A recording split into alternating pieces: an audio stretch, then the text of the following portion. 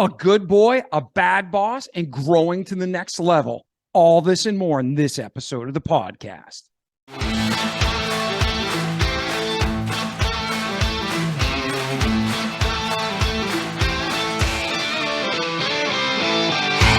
Hey, what's going on? This is David Pasqualone, and welcome to Hanging Out with David Pasqualone and Friends. Today, our special guest is Blair Abee.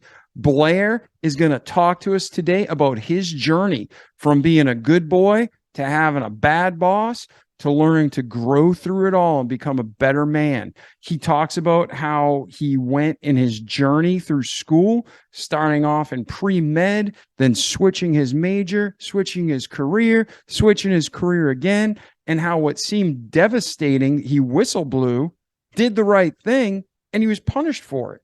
So he's going to talk about his journey and how he overcame all this and so much more.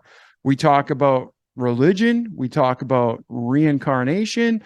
We talk about a bunch of steps and things within and without a Christianity. And we also talk about how there's a commonality, but there's only one truth. So as you listen to this episode, listen all the way through. There's a bunch of gold nuggets along the way. When you get to the end, our friend Blair leaves us a special offer for our Hanging Out audience. So thank you, Blair. And at this time, please like the podcast. If you can't give us a 5-star review, go to my website, davidpasqualone.com. Shoot us the message through the contact us page and tell me why. If not, share with your friends, family, subscribe, like it. You know what to do. We love you. We want to grow, and we seriously don't want to grow to be famous. We want to grow to reach more people so everybody can have a better life. God is glorified, and we all thrive together. So at this time, let's hang out with our friend, Blair Abee. Hey, Blair, how are you today? Good morning, Dave. Happy to be here. I've been looking forward to our conversation. Oh, me as well. Me as well. And I just told our listeners a little bit about you. They are pumped to hear your episode and what you have to offer. Before we begin, though, our listeners, whether they're first time or whether they've been with us since day one, 3 years ago, they know that we're going to go through the past, the present, and the future, your origin story, what your upbringing was like, the good, the bad, and the ugly all along the way of what created you and the man you are today. And then we'll transition to where you are today and where you're headed. So after you help us, we can help you get there. Okay, cool. But before we jump in, for the listeners, this is a long format podcast. You're going to drop nuggets of gold all along the way that if they listen, they're going to be able to take and apply to their lives and be better people. But if there was one message that you're going to deliver today, one truth you're going to be able to say confidently, if you listen to this episode, this is what you're going to get, what would that message be? I think my fundamental message, and I'm an author, I've got 5 books on meditation, is that you, me, we are all eternal beings in addition to being human beings, and that meditation is the most direct path to experiencing that and to coming to know the bigger part of who you and I and we are. Okay, so that is the main topic that you're going to get today, ladies and gentlemen. But we're also going to hear Blair's story of what brought him to this point in life, that's what he's passionate about. That's what the message is. So stand by. So Blair, at this time, what was your upbringing like, your family, your, any siblings? Where'd you grow up? Tell us about the core foundation. I grew up in North Carolina. I live in California now. I grew up in a family of 5 kids. My father was an architect. And I think fundamentally I had a good upbringing. My parents liked each other. They liked me. I was the oldest. And along the way, I played high school and college sports. Went to a little college in North Carolina, actually a Davidson College where Steph Curry went. And so I would say my early upbringing was it wasn't exactly Leave It to Beaver, but it was in that ballpark of fairly normal childhood without too many traumas. Of course, we all get traumatized to some degree or another by childhood, but not like some of the stories that I've heard from friends. Yeah. So what you're basically saying is growing up, you had ups and downs, but there was no significant mark that you're like, this changed the course of my life, or I really struggled with this for years. It was That's pretty correct. much steady growth as what we'd consider a quote unquote normal, correct? Yeah. Yes. Okay. So then as you're growing up and as you're in school, you said you're athletic and you're playing sports. What was your mindset back then? And as you grow up, did it change or just get stronger? Well, I was a good boy. My, I was able to please my parents. I did well in school. I did well in playing sports, and so I would say I was an achiever, a striver, and I wanted to always do well. Had high aspirations for myself, and that continued throughout most of my life, and has been part of what I would call a successful life, if you will. We'll talk about a 90-degree turn that happened in recent years that has really changed how I view myself and what I'm doing these days. But my career path was along being entrepreneurial, then working as a consultant for the Small Business Development Center, which is all over the country, as a business consultant.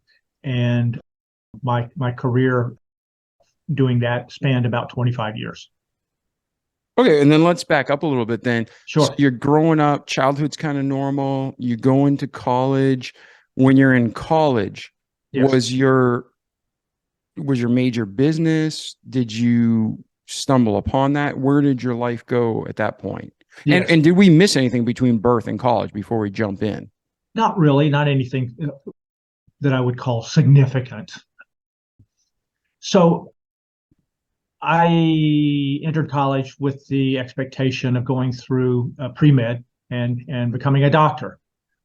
Organic chemistry kicked my tush, and I did not complete that, and instead shifted over to political science, which was the easiest way to finish up. I went to an all-boys school, partially because of a football scholarship, and it really wasn't. And I look back on it, it was just I was sleepy at the time, I guess. I didn't realize there weren't any girls there, and it was something of a shock. And from that perspective, it was kind of lonely for that 4-year period of time. So that when I left college and headed for San Francisco and the bright lights of the big city, that was a cultural change, but one that I welcomed, having spent a fairly quiet 4-year period of time in college. And when you went to San Francisco, what Yes. was the motivating factor that brought you out there? Like, what was the allure? I understand. My friend and I, at the end of college, went to Maine for the summer. He got a job as a lifeguard. I got a job with an electrician because I had a little bit of experience at doing that. And at the end of the summer, I introduced him to a young lady that I happened to meet in the little town that we were located in. And everybody began to scatter, going back to their homes. Well, she came back to California. And he said, why don't we go to California? Because he was very interested in her. So I said, okay, let's go. I had a half a Camaro to move in to California. And so we headed off for California. I was definitely looking for something different from anything I'd done previously. So that was a big jump for me. And of course, as you can imagine, from small town North Carolina to big city San Francisco, a huge culture change, a bit of a culture shock. And we got a little apartment in downtown San Francisco, and I began looking for work. That really turned up nothing much, because with a degree in political science,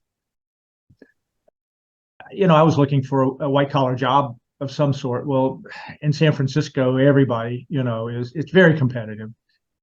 So I ended up falling back on my construction experience and began doing remodeling of old Victorian houses as a way to be able to stay in San Francisco and not have to go back to North Carolina with my tail tucked between my legs.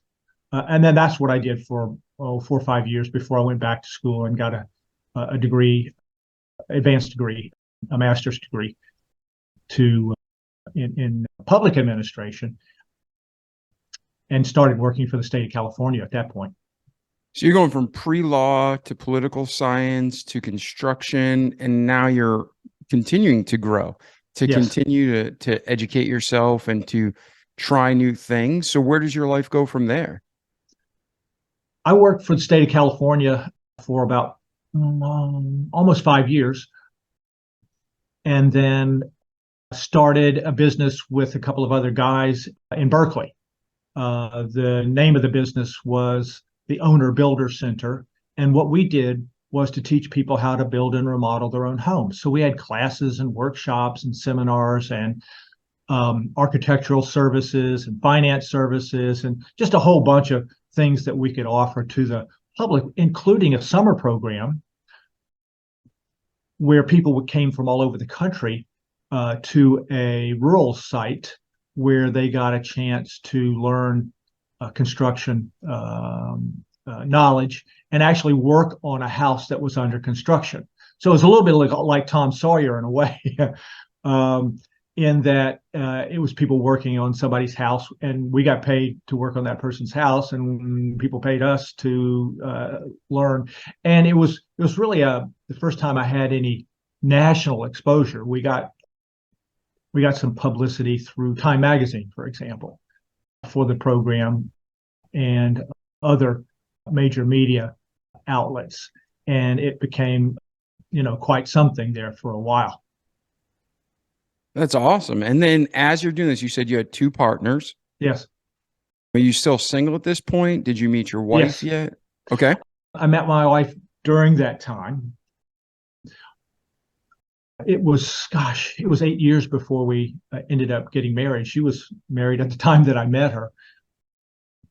And we had a somewhat tumultuous relationship there for about an 8-year period of time, partially because I had a hard time committing. She had a child. It was, what I found out as a result of my resistance to committing to that relationship was that the difficulty in committing was really I didn't trust myself.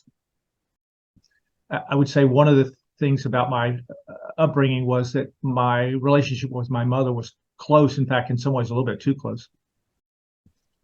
And so there was a degree of, mistrust of women, if you will. And that took a while to get over. But once we decided to get married, that all of that disappeared. We had a child within about a year, and he is now 42 years old. Beautiful. So let's use that as one of our first talking points for people with commitment issues, especially, it used to be the joke men had commitment issues. Now women are just as messed up, right? So for people with commitment issues, what kind of advice do you give them to resolve this and move forward in life? Yes.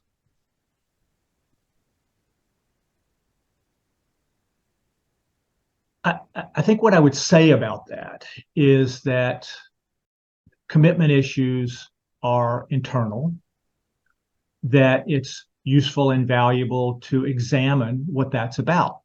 So among the things that I did was some delving into personal development and workshops and seminars and so forth, where I really got a chance to examine what that was all about.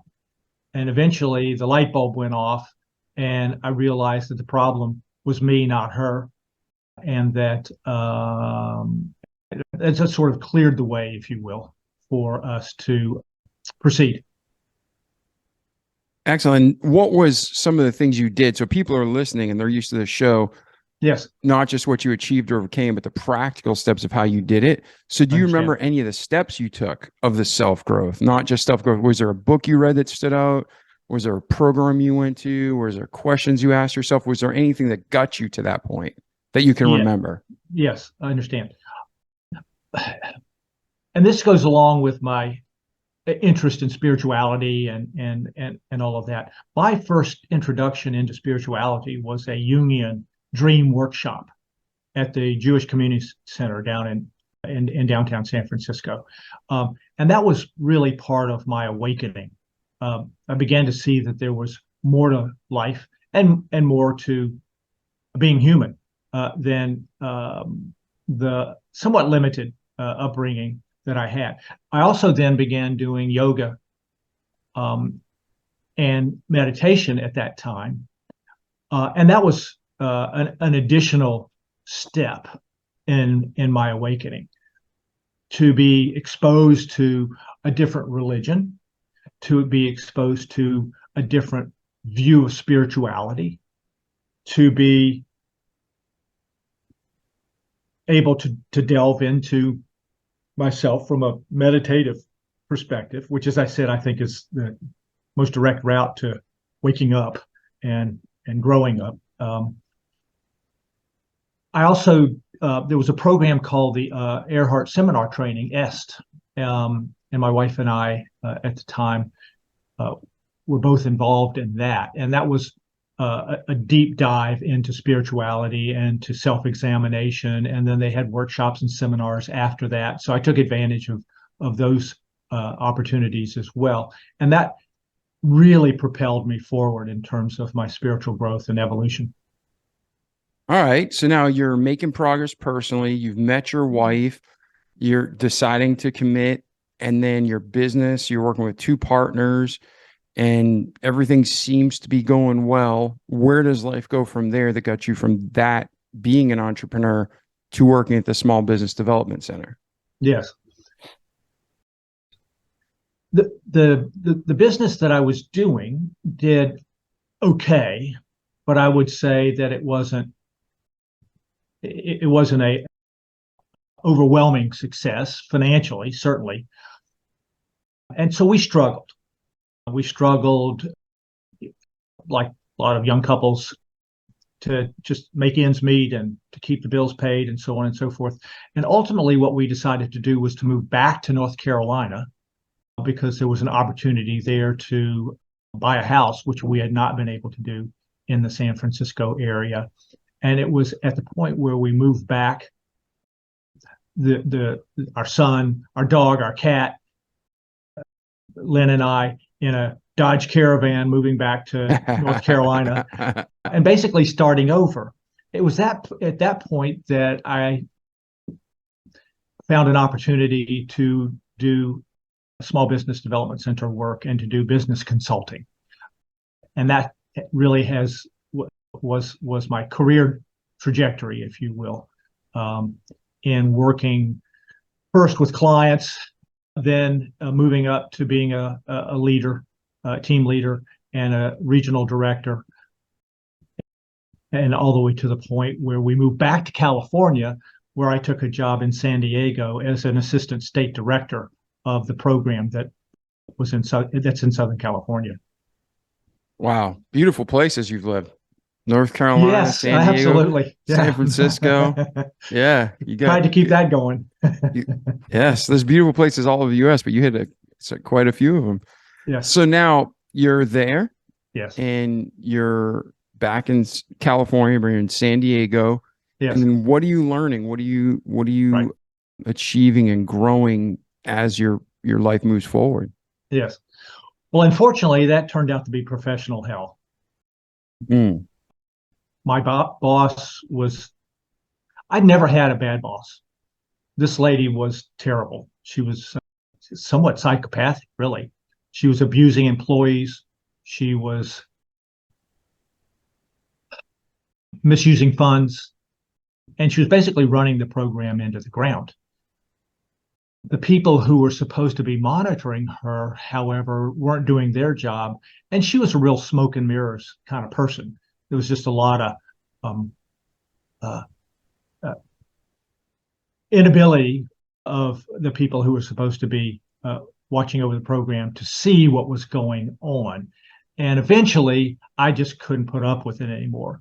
And in about a year after I got there, I decided to go to the authorities and to let them know what was going on, whistleblowing, if you will. Now that's a great fork in the road, right? Oh, absolutely. It's like a flip of the coin. That's When right. you whistleblow, you're either a hero or you're tormented. Which way did they go with you? An investigation was done. She was fired, but I was fired also, which often happens to whistleblowers. They said I was a troublemaker. The trouble that I made was actually exposing their incompetence in monitoring the program and making sure that it was going well. And so it was at a community college down in San Diego, and they were quite embarrassed about all of this. There was a bit of a hullabaloo about it, and they decided that I was expendable as well. So that really ended a 25-year trajectory where I expected to be a state director of the program somewhere. And that makes you feel great, right? Just wake up the next morning, energized, Oh, easy to man. recover I mean, from. that was terrible. I mean, it was personal and professional disaster, because not only did I lose my income and my high level position, and was really a blow to my ego, it really turned my life upside down. Fortunately, I had some resources, so I didn't have to go back to work right away. But I was new to San Diego, and it was hard to find something to do that I really wanted to do. But during that time, I took a deep dive into my meditation practice. And that was really the turning point for me for where I am now and what I'm doing now, in that, in taking that deep dive, I began to write a journal for therapy. It was a good therapeutic process. And after about 150,000 words or so of journaling night after night after night, I began to realize that I had material for a book or two. And it was at that point I began to assemble that material into books, which has turned out to be 6 books now, some 6 years later. We decided to move back to the Bay Area where my son was, and be back in the San Francisco area instead of staying in San Diego. All of that turned out to be the best possible outcome for a very personally devastating outcome of that job in San Diego. It was as if soul or spirit was saying to me, it's time to end what you've been doing. It's time for you to do something else. And it was really at that point that I began to get a sense of making soul contact, or contact with my higher self. I think we all have a soul, we all have a higher self, but very few of us in a human lifetime actually make contact with that part of ourselves in a way where a relationship with soul is developed, and where significant increase in personal growth and evolution occurs. So that's, one of the things that I talk a lot about in my books and in my classes and with my clients and so forth, is making soul contact, how to do that, the value of that, and the achievement really that is. And then when you're working with your clients now, you have the experiences that you went from an entrepreneur to a business consultant to an author, and Yes. now you're helping people again. Yes. Who is the ideal, and I don't want to say ideal client like that you target, but Right. for the people listening, who are the people you can help best? Like, who are the people you're like, I can bring value to almost anybody, but these are the Yes. people I can really help. Understand. I think the people that I can help the best are those who are already on a spiritual path, but maybe have gotten stalled out with that, are feeling like they need something else in order to grow to their next level, and who can see the value of working with somebody in order to accelerate that growth. Okay. And then what are some of the things you do when you're working with a client? So Yes, if somebody calls you up, Blair, what will they expect? Like, what's some of the things? I know every program is going to be custom and different, sure. but what are some of the things they can expect? And then maybe Right. let's even get into what's something they can start off and try at home. Yes. I think the first thing that happens is I just talk to people about where they are and what their goals are, especially as it relates to their spiritual growth, to just get a sense of, um, how far are they along the path, and how I can be helpful in accelerating that growth on their path. Typically, that includes working with people and offering some tools that I offer in my books, that I offer in my podcast conversations, and in my blog posts, and so on and so forth. Tools to accelerate their meditation process and to help them grow and evolve as people. So I've developed some of my own meditation tools, and I'll be happy to share that with you. I've developed some meditation tools that I think work better than the typical meditation training programs that are out there.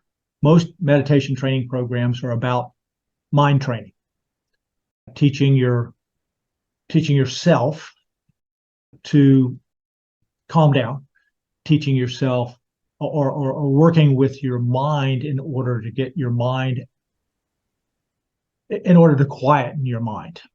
And that's really difficult. I mean, I practiced that kind of mind training for years and found that the process that I developed is really much better and is a much more direct route to higher consciousness and to making soul contact.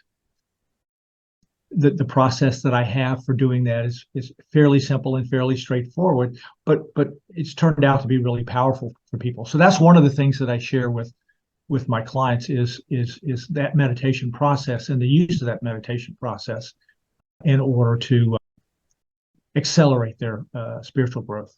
Yeah. Is that something you can share with us today? Sure. So it's simple, it's straightforward. It's called higher consciousness meditation. And it begins by,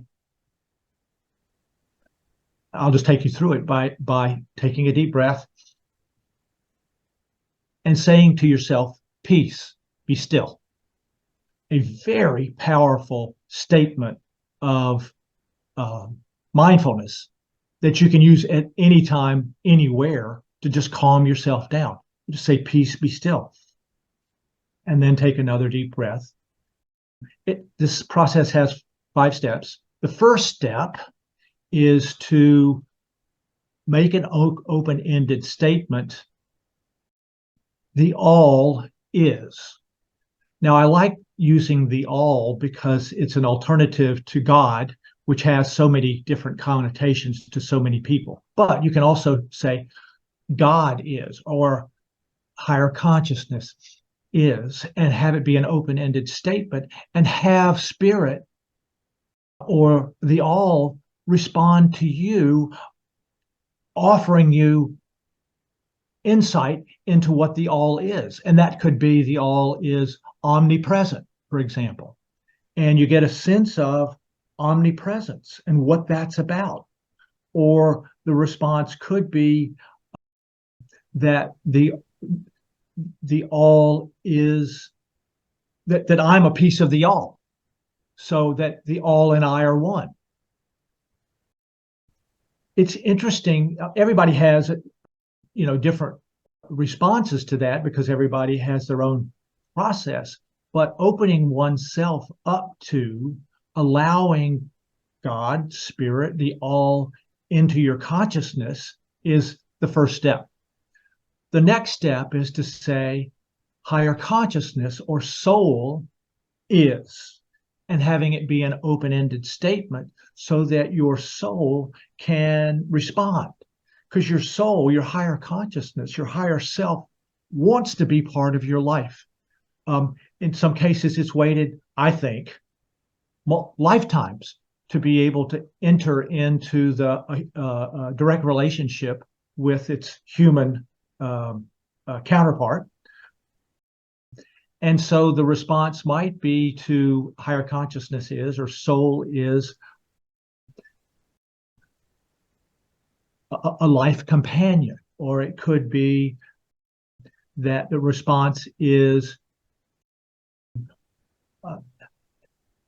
soul has been waiting to become part of my life, or soul is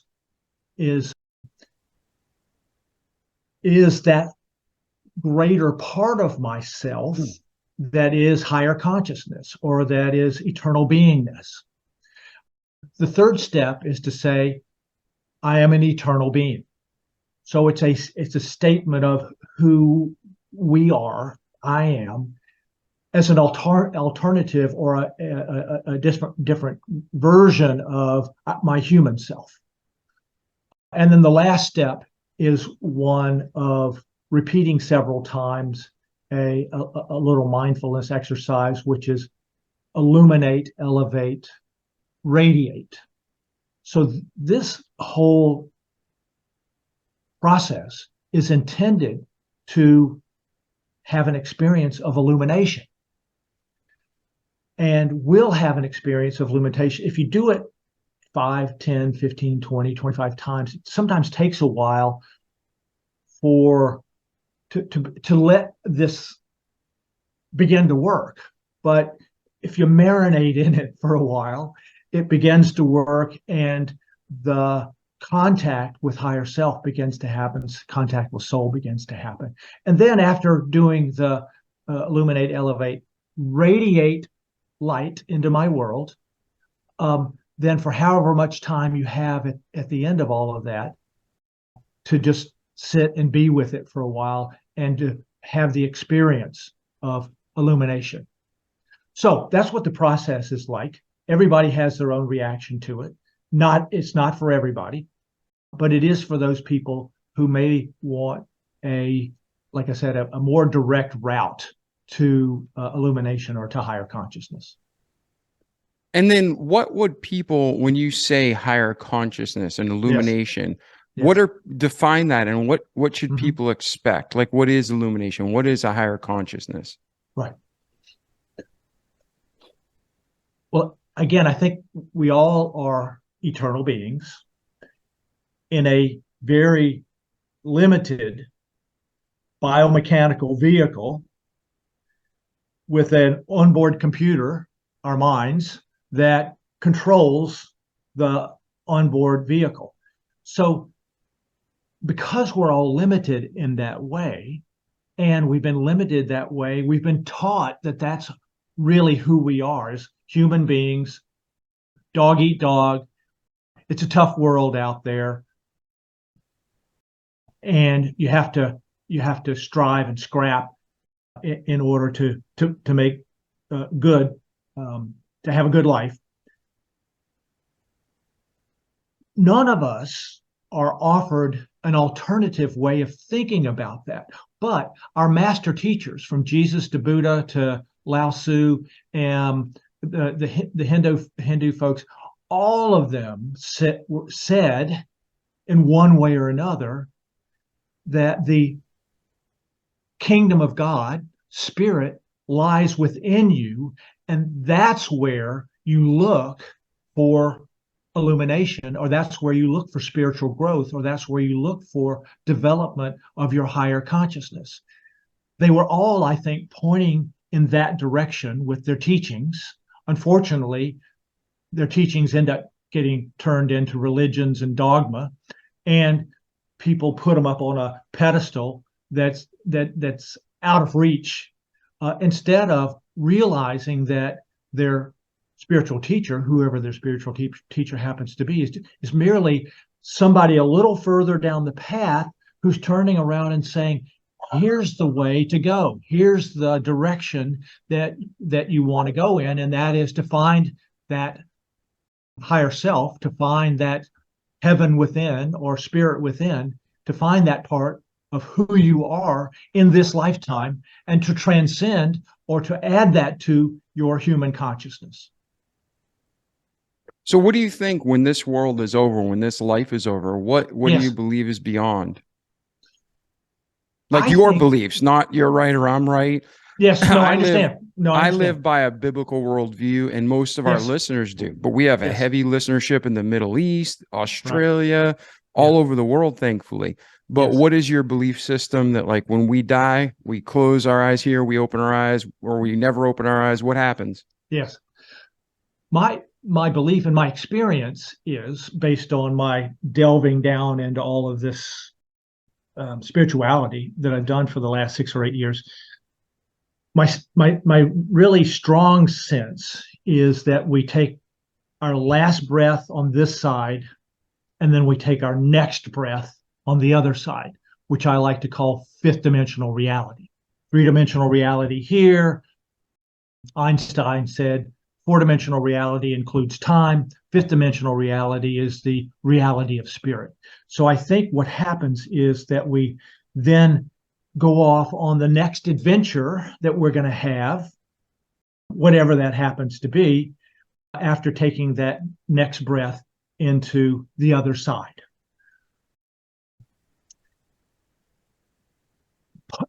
I've had experiences. I probably have it, I don't know, 6 or 8 experiences. I think a lot of people have this similar experience of having contact with my father and with my mother after they died. So that solidified a little bit the notion that this isn't the only experience that I'm going to have, but that this is an ongoing and evolving experience. I personally believe in reincarnation. I personally believe that I've been here many times. I personally believe that I chose my parents for some specific reasons prior to taking a dive into three-dimensional reality and jumping out of 5-dimensional reality into 3-dimensional reality, living this life, that I'll go from this life into the next adventure, and that there's every possibility I'm going to be coming back. Okay. Now, if someone was trying to actually, let's finish. Where are you today? Yes. And where are you heading, Blair? And then let's get into, if someone wants to contact you, what's the best way for them to reach you? Do you have any special offers for them? Yes. So at this point, I've written 5 books. 4 of them are on meditation. 1 is on manifestation, spiritual manifestation. My next book, which I'm working on, is on health and wellness. And all of this is from a spiritual perspective, and it's from the particular perspective that we've been talking about for the last little bit. I anticipate writing at least another 3 or 4 books. I've started doing podcasts. I think perhaps doing public speaking is in my future. But I will continue to do the work that I do in writing books. I just passed 25,000 sales or giveaways of my books this past week. Hey, congrats. That's a big milestone. It is. What I'd like to do this year is give away as many as 50,000 books, just, giving them away. And one of the books that I have for your readers is my mindfulness book, which can be obtained by going to my website or, just typing in a URL and getting a free copy of that book. And what's your website for the listeners? We'll put a link in the show notes, but for Yes. those who are typing it in now, what's your website? Okay. So the website is highcmeditation.com. That's HI capital C as in the music high C, but higher consciousness, highcmeditation.com. And that'll take them right to my website, and it'll take them to the link to getting a copy of the mindfulness book.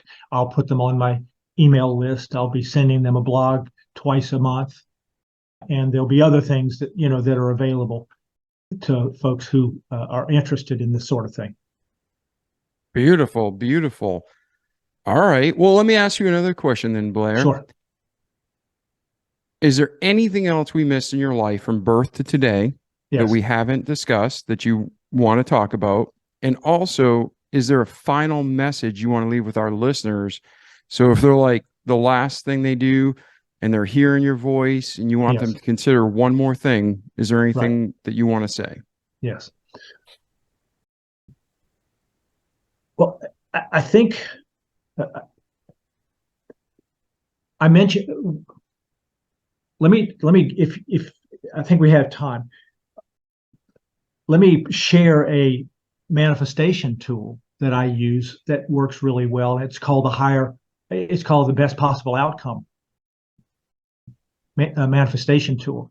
And it's one that basically turns over the unfolding of a particular desire to spirit or to higher consciousness or to soul. And it starts by, again, peace be still, and then proceeds to, I ask for the best possible outcome of the podcast with Dave today, which is what I did just before I got started with you. Or I ask for the best possible outcome for a parking place at the restaurant that I'm going to. I mean, you can use it for anything, but I ask for the best possible outcome. Pause, take a breath, get a sense that your higher consciousness has been engaged, and then offer thanks for higher consciousness being involved in your life. Now, that process is very important in that it's an ask. It's an ask for the best possible outcome, but it's not a dictation from the human mind of what should be the outcome. It's letting spirit unfold it for you. It's letting spirit be engaged in your life. And often the outcome is a better outcome that I might have in mind in my human desires, but instead leaves it to spirit for the best possible outcome. And then a thank you for spirit's engagement, if you will. So it's a process that is in my book called the manifestation book, but it's a really simple, straightforward, very powerful process for manifesting or creating your life the way you want it to be. And I think we all create our own reality. So this is a way to help you create your own reality. Yeah. And so I really appreciate you and the time we spent together today, Blair. And yes, I have a question, if you don't mind, about reincarnation, because I grew up in a home, Italian American. So we grew up pretty much Catholic, what you'd say. And then I got saved when I was a teenager. So that just means I trusted Christ as my savior personally. For whosoever shall call upon the Lord shall be saved. Yes. And since then, I'm straightforward. I've just read my Bible and I've gone to church, in typically a Baptist church in my circle, what I find is most accurate to the Bible today. Yes. And then as I'm learning and growing, a lot of the stuff you're saying, you might phrase it different than me, but it's the same. Like, it is. Peace be still. That's a quote from Jesus, right? And Direct then quote. the steps you're going through, asking you shall receive. There's so many Ask. biblical Yes. similarities. Yes. But one thing that, a lot of people, you got to trust Christ, and you got to, put your faith in him is what I think the Bible says for eternity. But I always thought about reincarnation. I've never fully understood it. So if you don't mind Yes. humoring me, Sure. in your belief system, Right. it seems like, and I'm not making fun of you, but you know what I mean. I understand. If you No, take no. Christians, Hey, if you take I people, grew up in a Lutheran church. I know exactly what you're talking but about. it doesn't matter. Sure. It doesn't matter what religion you are. It comes down Yes. to your relationship with God. Right. But when it comes to people of any belief system, you always have Yes. the nuts, right? Yes. So every time I talk about, I'm being blunt. Every time I hear somebody say they believe in reincarnation, it's Yes. a lady like, I used to be Joan of Arc. I used to be Cleopatra. It's Right, like, right. listen, not everybody can be Joan of Arc or Cleopatra. There's only one, right? Right. So my question was always, if you're being reincarnated, Yes. how come we don't remember it? Because if we're Understand. supposed to be learning and growing and I guess trying to get it right to get to that ultimate level, Yes. how come we don't remember our past lives? Right. Well, I think first of all, it'd be too confusing. It would be an overwhelm to remember our past lives.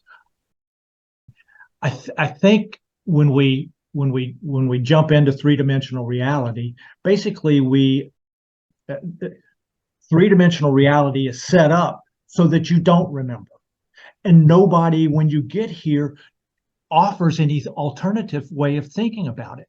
So nobody's really offering an alternative to three-dimensional reality, to human consciousness, and so forth. It's all set up, it seems, to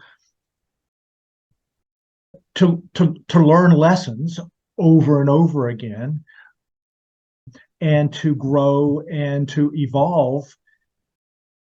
And that this is said to be one of the most attractive places to come in the universe because you accelerate your growth, potentially your spiritual growth, in a very difficult situation. So it's like the growth that you get from being in any difficult situation. So it's a place that lots of people want to come, and obviously 8 billion now are here. But most of us don't wake up in a lifetime. Most of us don't, because we're not exposed to the kind of information that you and I are talking about today. We're not exposed to what Jesus was really saying, which is the kingdom of heaven is within you, that you have the ability to have an experience of Christ consciousness also, the way Jesus had an experience of Christ consciousness. Because Christ is a term for anybody, according to my research, of anybody of any religion who achieves a certain state of awareness or of illumination. So it's Jesus Christ, Blair Christ, Steve Christ, Dave Christ. All of us have that potential within us. And each of our master teachers essentially said that in one way or another. They all said the same thing. You have the potential for waking up same way I woke up. Yeah, and see, my understanding is slightly different. Like, this is actually, we're recording for people who don't know, it's just the Passover, and we're heading into what people popularly call Easter weekend or Resurrection Sunday. Right. And the Christ to me has always been how I understood as like the Savior. Like, he was the Son of God, born to man, all God, all man, but he chose and allowed himself to die for us, for his sacrifice. So yeah, it's just so much to think about. And I did want to know, because I never fully understood. I've met people who believe in reincarnation, but I never had this great opportunity to sit here and talk and ask questions. Yes. So, and I'm sure a lot of our listeners have that too. And then, but again, biblically, we're born. You said that, I agree with it. We die. Nobody can argue that, right? John Adams and all the founding fathers said the only thing certain is death and taxes, right? So I think we're all on the same page. And then you believe in something after this life. I do too. The Bible says, absent from the body, present with the Lord. There's a point unto man once to die, then the judgment. So then that's where I think our belief systems change a little bit, where to me, it's like our life ends here and there is an eternity. This is just a short, average 70 to 80 year test. Yes. and then we go into eternity. But then based on our life on earth and what we believed in, Right. that drastically changes our eternity. Yes. And what you're saying is you believe that once you're in eternity, you just start another growth cycle, or how would you explain it? I don't want to misspeak. That's correct. I think you're there, you have whatever experiences you have over there, whatever healing that you need to do over there, and that you then begin to plan your return to Earth for your next adventure.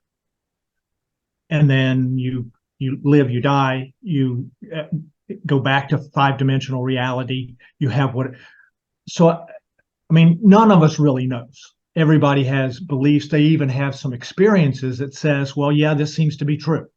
Mm-hmm. That's what my experiences are, is that it seems that reincarnation is true. But I also think that there are times when people grow sufficiently that when they leave this life, they don't come back because there's no need to come back. They've learned the lessons that there are to learn from being a human being in three-dimensional reality. And then where do they go from there? Like once that lesson's learned, where's the... I'm not sure, but I think everybody has their own adventure and they make their own choices from five-dimensional perspective as to what experience they need and want to have next in order for them to continue to grow and evolve. As to what that is, it has to be different for every person, but specifically, I don't know. Okay. In fact, I don't know what mine's going to be. I think it's going to be fabulous, but specifically what it is, I don't know. Yeah, man, I don't know. This is the only life I remember, and I thank God for it. But there's been a lot of hard times, and I don't want to go through this again. I just want to be at peace with the Lord forever. I don't want to go through the journey again. Well, but not that I'm like suicidal. Not that I'm not. No, I understand. No, I understand. All I'm saying is have that experience here now. Yeah. Don't wait till you get over to the other side. Have it here because it's possible. It's possible to have that experience of illumination while you're in three-dimensional reality. It's possible to be five-dimensional at the same time you're in three-dimensional, in a three-dimensional body. And I think that, and the last thing I would say is that I think meditation is the most direct path to having that experience, if it's something that you're interested in. Yeah. And if someone wants to get in touch with you, again, the website's the best way to reach out. Is that correct, Blair? That would be correct. Okay, awesome. Well, listen, it's been great hanging out with you today. It's been a pleasure. Thank you so much for your time and the knowledge and life you've shared with us. Yes. Any final thoughts before we part to the listeners? Well, I would sort of end by saying namaste, which you've probably heard.